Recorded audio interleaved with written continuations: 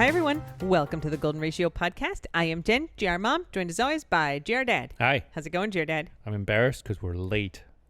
With the podcast, we've been late like 3 out of the last 4 weeks or something. I'm not saying I wasn't embarrassed then, but now I'm even a little bit more embarrassed. Well, we're doing it, so that's a thing. That's right.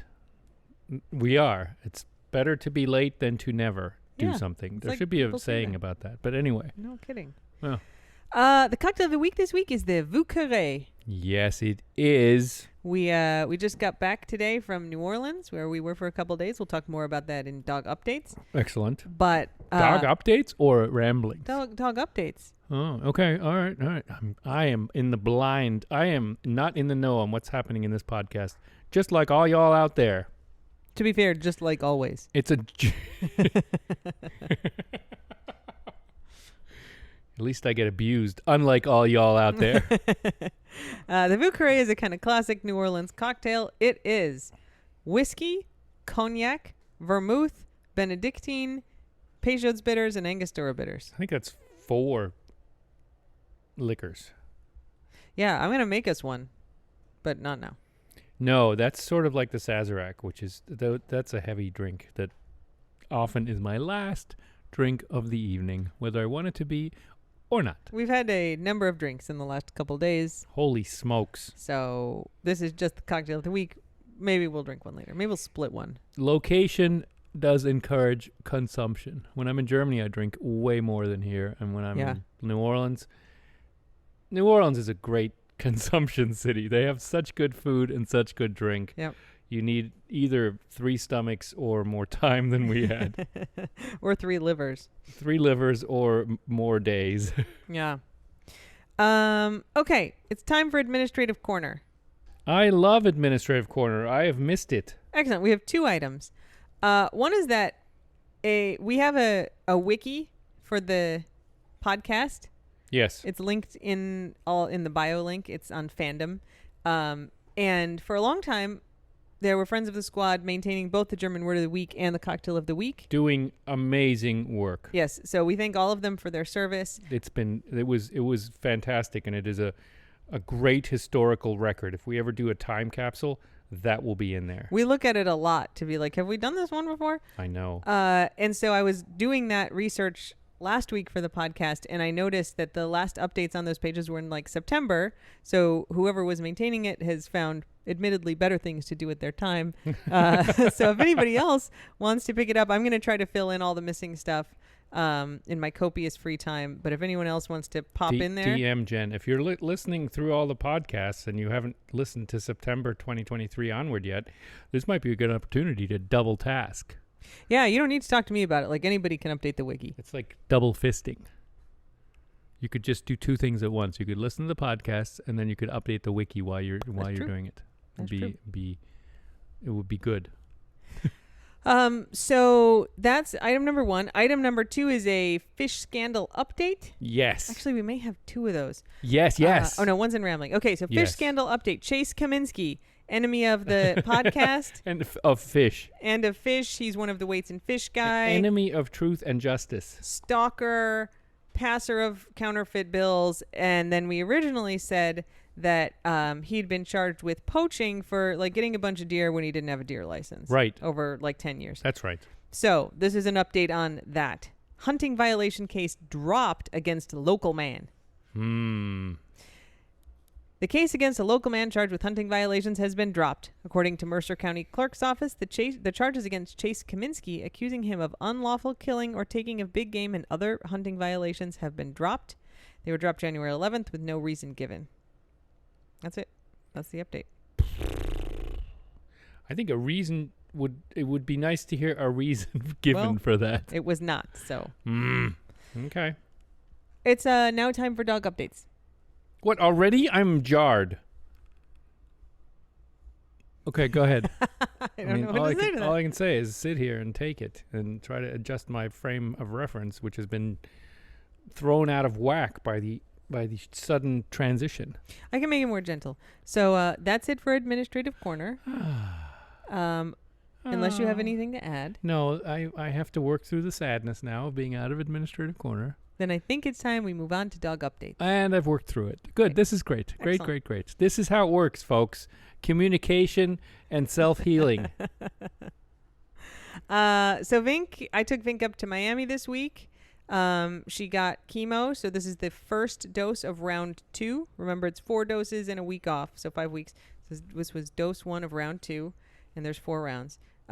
She did fine, and I happened to have a speaking event in Miami on Wednesday evening, and so we combined them together. Vink got her treatment in the afternoon, and then we got a swanky hotel room that Vink got to hang out in while I did my speaking Was she event. watching TV? I did turn the TV on first. She was watching likes that. ESPN. I can't put on like Animal Planet because she barks Barks at every at animal. TV animals, and I Yes. didn't want that to happen. So I think she was watching an NBA game when I got back.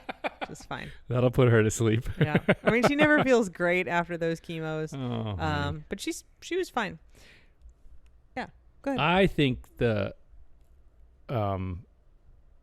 oncologists practice like her.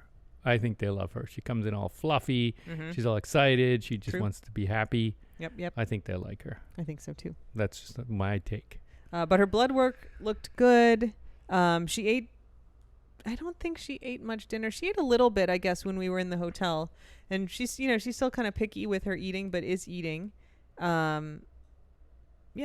So, I mean, she's got a few pounds to give. It's not dire if she eats a little bit less. no, it's fine. She's getting all of her needs met. So she's doing good.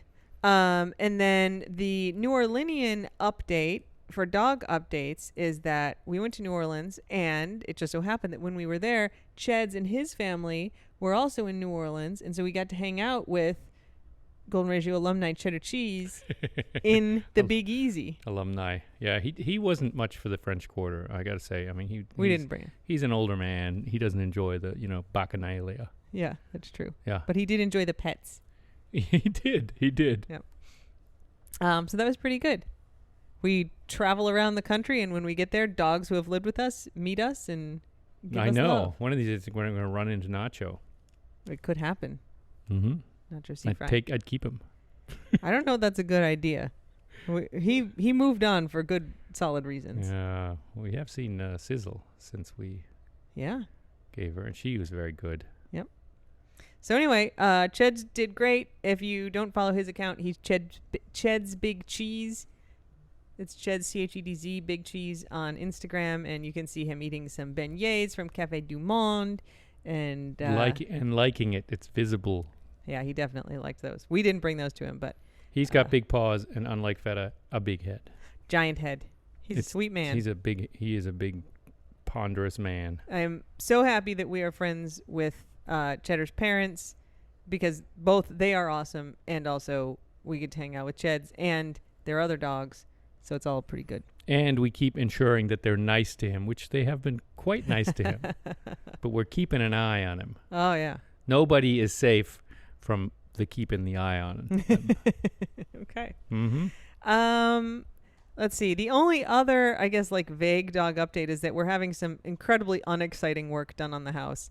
Unexciting, but really loud. So we, as you all know, our house like hammering? Our house is elevated, and so if you're standing under the house and you look up to what's the floor of the main part of the house, there's like little trusses there, and they're made out of wood, and there's little metal kind of plates that hold each of the joints on the trusses together. There's hundreds of them under the house, and they have been exposed to the salt air for 30 years, and they are all rusty. And it's terrifying because they hold the house together. And so we had some people come in, and they cleaned all the rust off, and they did like the rust conversion thing. Rust-oleum. And then they rust-oleumed them, and then they sprayed in insulation, and now they're enclosing them so they will not be exposed to the salt air. And that's just nailing in tongue and groove for it's the same amount of space as if they put a new floor in the entire house, because it's just the underside of the floor. And to do that, they nail them in to the joists, which are the floor of the house, which connect to the tiles, which connect to my feet, which connect to where we live.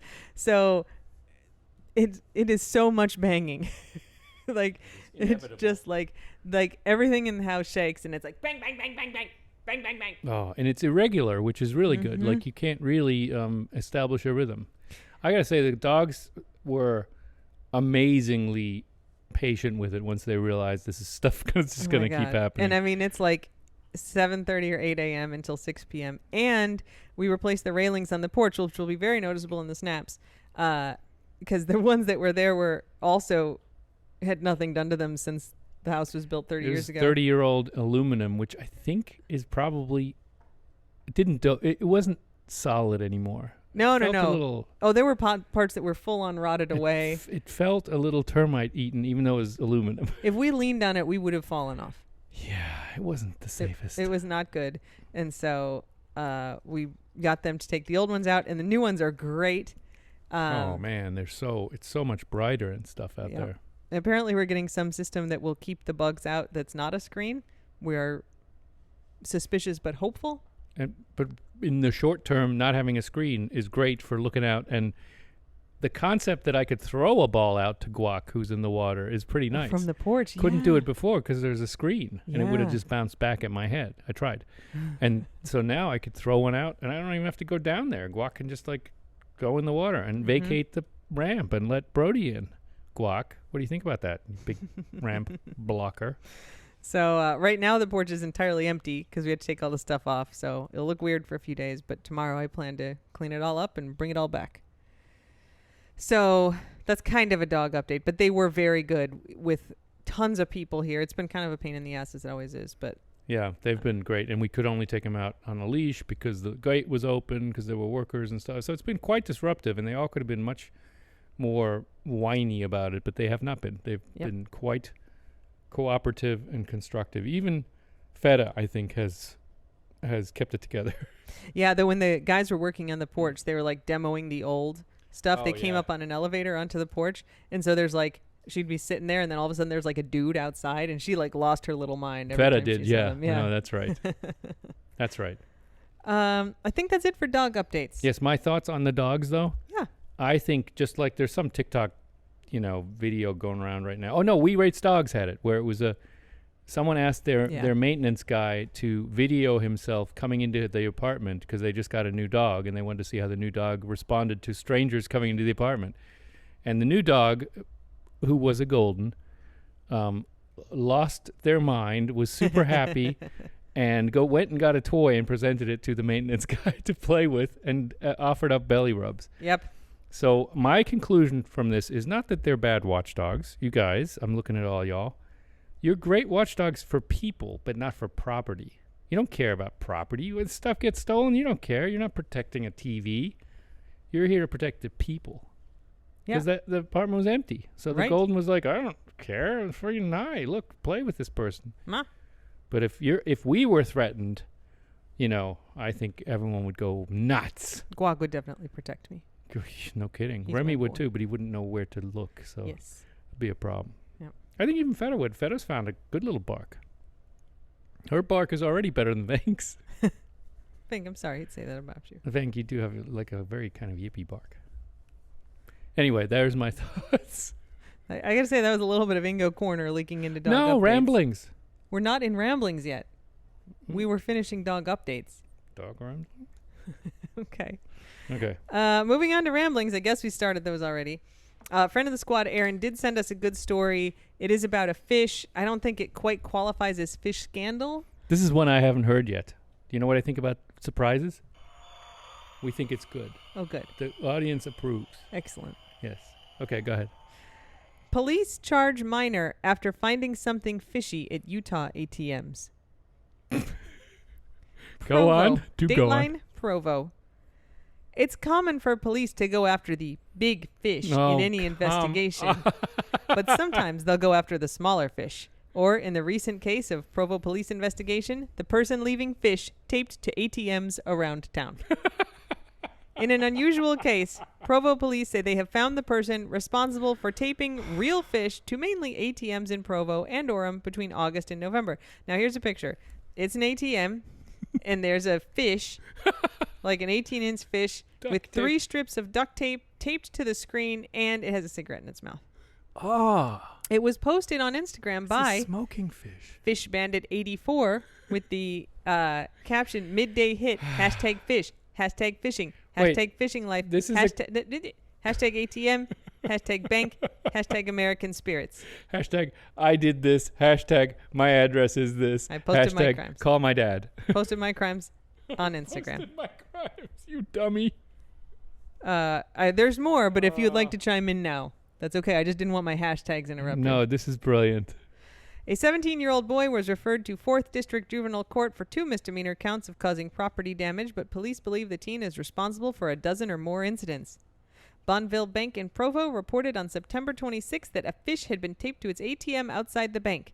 As detectives were investigating the case, they found an Instagram account with the username FishBandit84.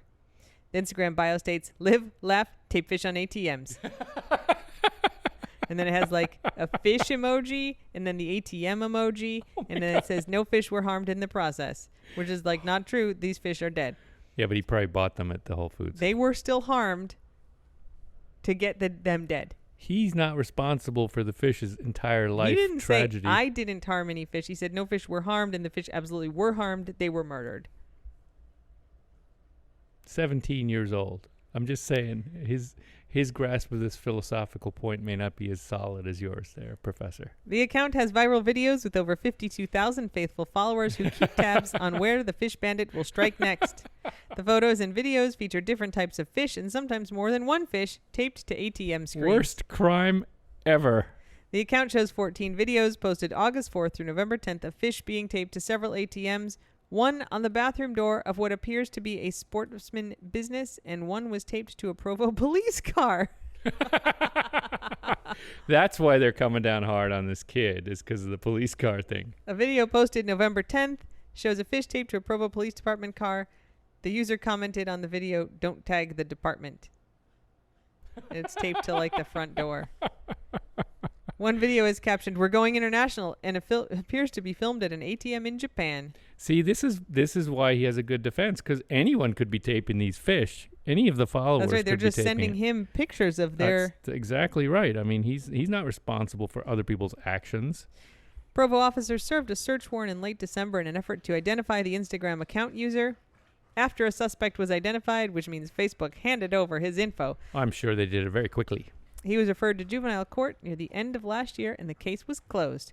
Police do not know where the teen got the fish. Police did zero investigation on this except to send a request to Facebook. I bet they didn't even send a subpoena. Detectives also said they were not aware of any motive or possible message the suspect was trying to promote. They believe his actions were simply meant to be a joke. Police say the fish caused minimal damage. Smoking kills is the message. I bet these charges get dropped. Or he gets a suspended sentence. I mean, he should learn not to do this, but what damage did he cause?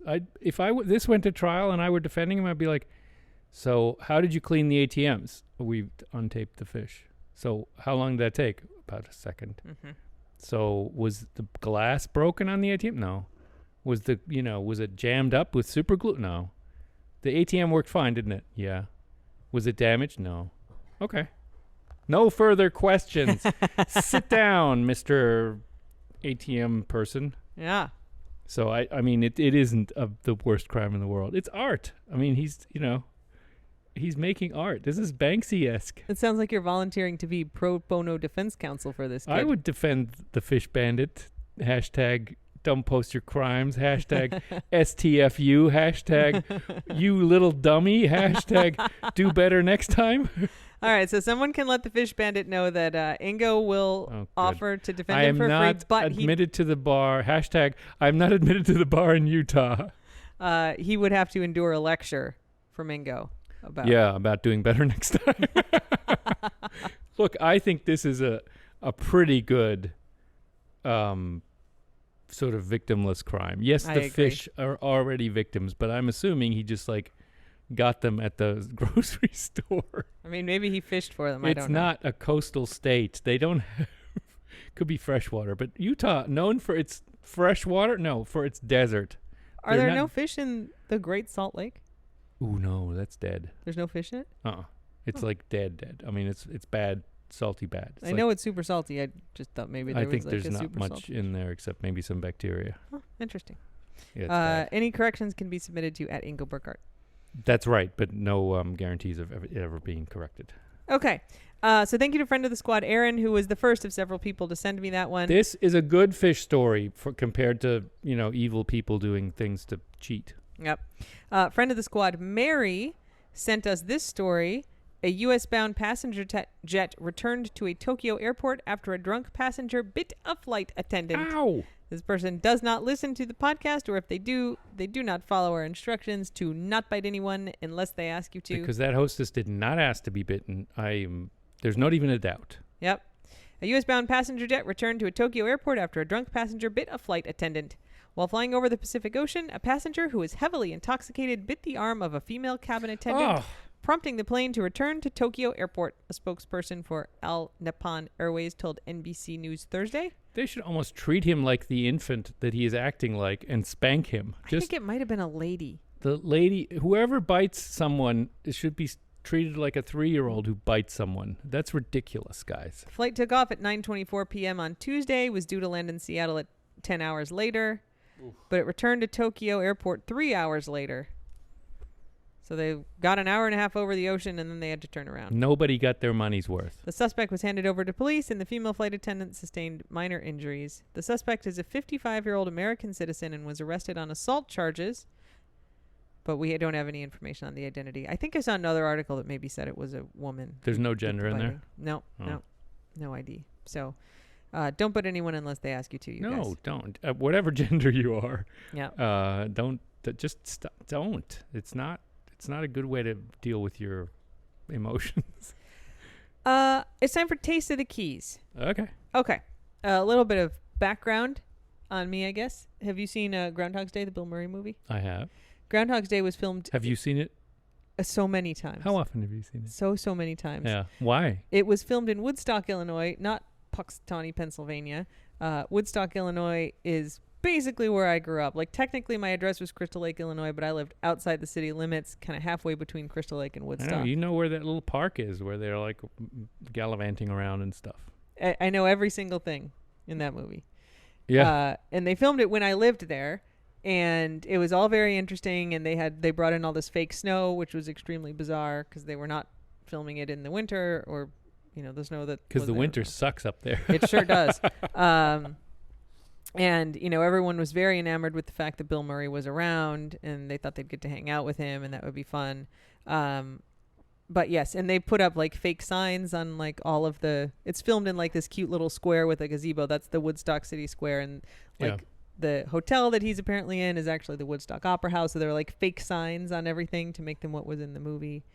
That's cool. You were a set. The whole town was a set. Yes, it became a set. So it's a little like hometown bit for me. Yeah. Movie Groundhog's Day. Which is kind of irrelevant to the story, except that the story is about Groundhog's Day, like the day, as opposed to the movie. February 2nd is Groundhog's Day. Mm-hmm. Okay. And both Groundhog's Day, the day, and the movie deal with Puxatawney Phil, who's the groundhog in Puxatawney, Pennsylvania. Yeah, it's a chunky groundhog. Who comes out and is like, what the fuck are you people doing to me? I feel a little bad for him. They don't even let him look for his shadow anymore. No. Don't they just grab him right away? I think it's just like, is it sunny? All right, then he saw his shadow. I think it was a couple years ago the mayor dropped him. Oh, no. Oh, yeah, he didn't do so well. That's too bad. I don't know if it was Punxsutawney Phil, because they do this in a couple other towns now, right? They grab some groundhog and chuck him around. So anyway, friend of the squad, Fitz Desert Rat. Oh, no, Desert Rat. Friend of the squad, Desert Rat, sent us this story, or this tidbit. So there is the Puxatawney Groundhog Club, established 1887. Okay. It is a club. 1887? Yes. Wow. You can find them at groundhog.org. I didn't realize this tradition went back that far. They have an annual groundhog banquet. I guess I should have paid attention in the movie. I mean, I guess. So there's like Puxatawney Phil on Instagram. It talks all about it. So anyway, there's a club. The Puxatawney Groundhog Club Inner Circle has 15 members whose task it is to protect and perpetuate the legend of the great weather predicting groundhog, Puxatawney Phil. The club was formed in the 1880s. As the legend of Puxatawny Phil grew, so did the ceremony that honors him every February 2nd at Gobbler's Knob. Terrible. That's where the movie was based, right? That was the filming of the movie. It was in Gobbler's Knob. It was supposed to be at Gobbler's Knob. And they were snowed in there. Yeah. Okay. Yeah, got it. that's right. Mm-hmm. Yes, in the late summer, the club makes a trek to Phil's stump at Gobbler's Knob to feed him his elixir of life. The elixir is made from a secret recipe that provides Phil with the potion that has sustained his longevity and youthful good looks. They replace the groundhog, I bet. I bet they change out the groundhog. So anyway, you don't have to live in Puxatawny to be a member of the Puxatawny Groundhog Club. There are a number of PGC chapters. Wow. Around the country. This is like, K-pop. Go ahead. Around the world, yes. Yeah, wow. So they have a webpage participating PGC, that's Puxatawny Groundhog Club chapters, find official celebrators of Groundhog Day all across the globe. Huh. Weird. And so there is, of course, a Woodstock, Illinois chapter, right? Sure, that's meta. And friend of the squad, Desert Rat, let us know that there's the southernmost groundhog chapter based in Key West, Florida. So there is a chapter of the Puxatawny Groundhog Club here in Key West. We should join. It's interesting. All the other ones have like contact people and addresses, but not ours. Huh. That's very Keyesian. Hi, Feta. I know. You just have to know someone, Jen. They're like, is one. We don't you just know have anything. to know with someone. These all have like charter dates, like a link to contact the person. Every single one, except the southernmost one, where it's like, I don't know. Just just ask. Like ask Bob. around. You know who would probably know? Paul Menta. You probably be would. like, oh yeah, I know that. I was just over there. We catered an event with the Groundhog Days. Paul Menta of Key West Legal Realm definitely knows all the stuff. He knows he's a man about town. We should talk to the like Conch Republic diplomats. Yeah. Official delegation. Yeah, one of them's gonna know. Sure. So anyway, I thought that was pretty cool. So thank you to Desert Rat for sending that. That's pretty cool. Yeah. We'll have to see. There's got to be something in like Conch Life that talks about the Groundhog Day celebration in Key West. There must be a thing. We'll have to do some searches. Yeah. Google, help us. Okay. It's time for German Word of the Week. I want to ramble a little bit. Ingo Corner comes after German Word of the Week, and then you can ramble however you want. Okay. Or do you feel like this is more appropriate for ramblings than Ingo Corner? It's not really something that's near and dear to my heart. I just want to mention it. Ingo Corner is just where I don't tell you that it's boring. Okay, that's good. I need that. Okay. I always need that. All right, so German Word of the Week first. Yes. Somebody, a friend of the squad, sent in a suggestion for German Word of the Week called Pennaglück. Yes. Pennaglück is the German Word of the Week. It's PENNERGLU umlaut CK. And Glück is like happiness or joy or luck. Luck. Yeah. But it's also happiness. Mm-hmm.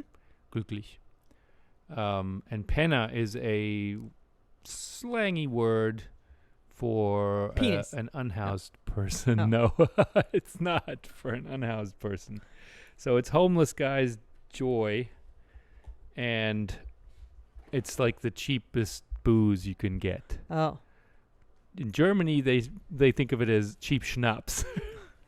God, you guys and your Here fucking it would be like schnapps. Mad Dog 2020 or something like that, like Yeah. the cheap stuff that you can get. That's a real dated, It is, pejorative kind of term. isn't yeah, it? it's not a very happy concept. Not kind either. It's not kind. It's interesting. There are still homeless people in Germany, and it's not clear to me. That's they're falling between the cracks, because in theory you get a basic income, or you get some housing stipend. You don't get a basic income, but they'll find an apartment for you or something, right? Yeah. So it's, the people are falling through the cracks, or it's not enough money or whatever. Yeah. But in France, they still my dad had this romantic notion, or told me about this sort of romantic notion of the clochards in France and Paris, who like sleep under bridges and drink red wine. Like the clochard is the homeless people there, but it was like something nostalgic and romantic. Huh. Yeah, it's weird. I don't think it's like that in Germany. I mean, I think, anyone outside of societal norms is eyed with suspicion in Germany. Yeah. So they certainly don't have as many homeless people, but they have people who choose to not live, I think, in apartments or whatever. Yeah. But yeah, the word penna is pejorative. You use it as an insult, and then pennaglück just means, joy for the homeless guy is cheap booze. Yeah. Great. Happy German word of the week. Classic German word where it's like, yeah, a lot of them are like here, this. Life is horrible. We'll recognize it. We'll attach some words to it and just describe the kind of bleakness. Enjoy. I started reading the Three Penny Opera at some point, and I was like, this is unbearably depressing. I love Mac the Knife. I like some of the music and the excerpts that I've heard, but the whole concept is so sad and so bleak that I was like, this is terrible. Why are my people doing this? Why are Germans so sad? Anyway, pennaglück is the word. Okay. As suggested, because it is, it's a compound. Yeah. There you go. It's time for Ingo Corner, so tell us you're rambling, and I will not tell you it's boring. Yeah. Did you forget what it was? I've been remembering and forgetting the whole time. One thing we should say is 2-time Pulitzer Prize winning journalist who lives in town and now has a dog. Gwen Filosa now has a dog. Friend of the squad. Now Sergio. Has a dog, Sergio, who's a puppy.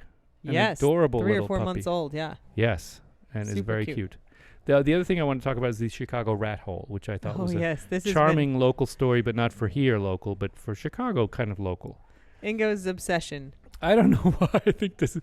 I just think this is one of those like wholesome little phenomenons that social media has created, where somebody in Chicago, in sort of northern part of Chicago, what is it about? Up north as much as Wrigley Village. Field. Yeah, but as far north as Wrigley Field. Yeah. And then across inland. Found a hole in the asphalt that looked exactly like a rat. There's clearly like a dead rat got smushed into the pavement. It's the sidewalk actually into the cement. But you can like see claw prints and it tail is print. Perfect impression of a rat body. Like it's if in a cartoon a rat fell from great height exactly and left a hole and there was a dust cloud coming out of it, it would look like this rat hole. I mean, it is uncanny. And so somebody posted about the rat hole, and since then it's become a thing, I think, through social media. But people have been leaving tributes, candles. There was a rat hole proposal. Somebody proposed by the rat hole. Yeah. People were sending each other tweets about meeting. Let's meet by the rat hole. I mean, it was a fun, quirky little thing. And now I've heard secondhand, unconfirmed rumors that it got filled in. Sad. That somebody at the Public Works was like, "Oh, this is embarrassing for the city. We're going to fill this in." I'm not sure that's true or not. But, long live the rat hole. This is just one of those things. It's a victimless crime. Not even a crime. People are finding something whimsical. It's not a real rat, so it's not gross. Yes. It's just a little marker, that people are attaching undue importance to, which I think is fun. It's a low stakes romantic story. Indeed. So I thought the Chicago rat hole, if you want to look it up on social media, there'll be stuff about the Chicago rat hole. Yep. Just a cute little thing to, take some of the pressure off the long month of January we've already had. Yep. That's it. Oh, and still ton of cards and stuff in the UPS mailbox for us and me. And I'm still very pleased. Thank you to everyone who took the trouble to write a paper letter, and it's much appreciated. It definitely still makes me feel like it's a little bit Christmassy when I go there and it's stuffed full of envelopes. Yep, so you guys are making Ingo happy. Thanks very much. No obligation, obviously. You don't have to do it.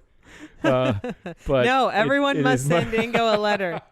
Don't put yourselves out, but it's really fun to get handwritten stuff, and you're all amazingly positive about all this. So thank you, and very much appreciated. Excellent. That's it. Okay.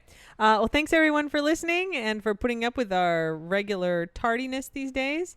And until next time, Slava Ukraini, and don't bite anyone unless they ask you to. That's right. Bye. Bye.